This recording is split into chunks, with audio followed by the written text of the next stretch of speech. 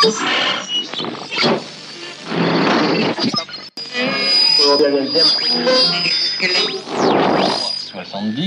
deuxième était Le récit de la présidentielle fait la part belle à la confrontation annoncée Zemmour-Macron orchestrée par un Bolloré grand magnate des médias. Et si tout cela était du flan ? Le storytelling a décidément de beaux jours devant lui. En décembre dernier, des proches du chef de l'État confiaient à l'agence Reuters leur crainte de voir la constitution d'une Fox News à la française, au sujet de la chaîne CNews, dite Toute Info. À l'époque, c'était tout vu, Vincent Bolloré voulait mettre son empire médiatique au service de Marine Le Pen, la candidate d'extrême droite.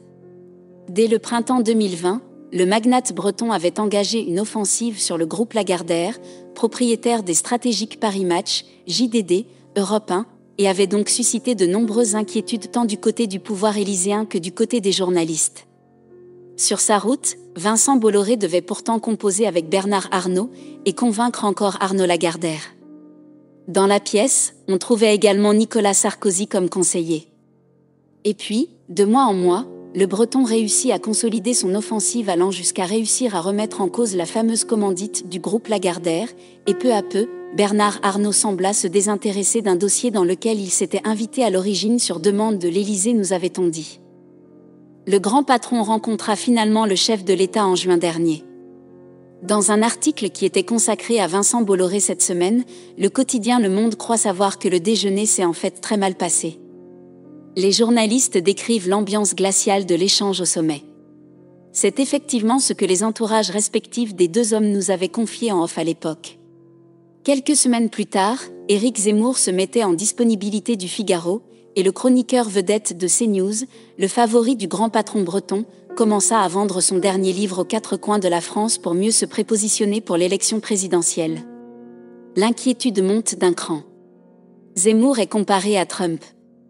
Les chaînes d'infos deviennent obsédées de la surprise de rentrée. Et presque mécaniquement, les sondages d'intention de vote consacrés aux polémistes ne cessent de monter. Est-ce à dire qu'en l'espace de 9 mois, Vincent Bolloré a troqué Marine Le Pen pour Éric Zemmour ?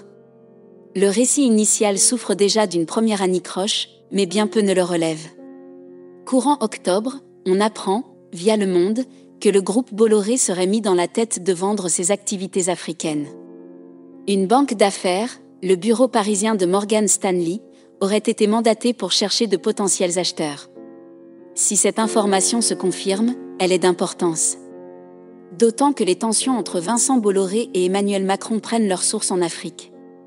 Et puis, on commence à s'interroger quant à la réalité du nouveau jeu présidentiel. Avec l'arrivée tonitruante d'Éric Zemmour, il y a un paquet de prétendants qui perdent des plumes.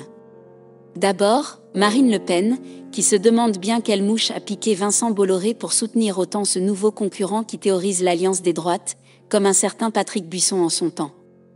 Et puis, la droite républicaine n'en finit pas de subir Éric Zemmour, tant sur le fond que sur la forme, multipliant les propositions dans la surenchère sur la question de l'immigration, au point d'oublier de proposer des projets cohérents aux Français, notamment dans le domaine économique.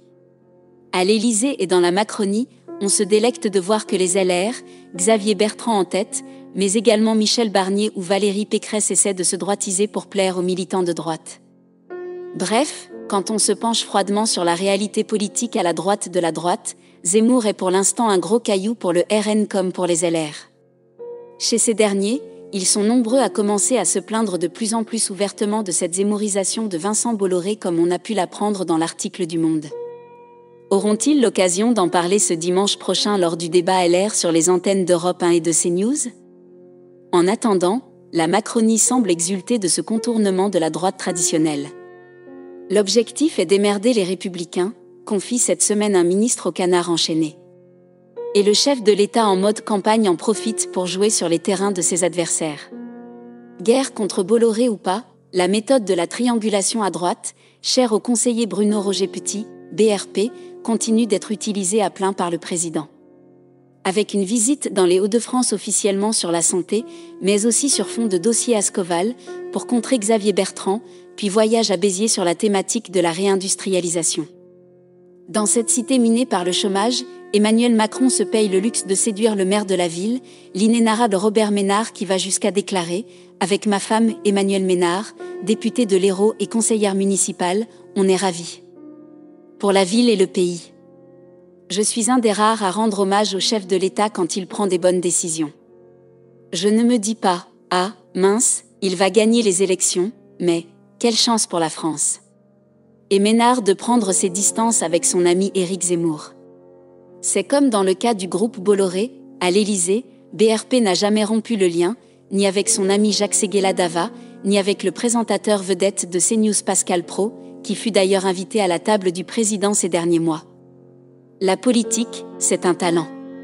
Et à quelques mois de la présidentielle, Emmanuel Macron semble en avoir encore à revendre.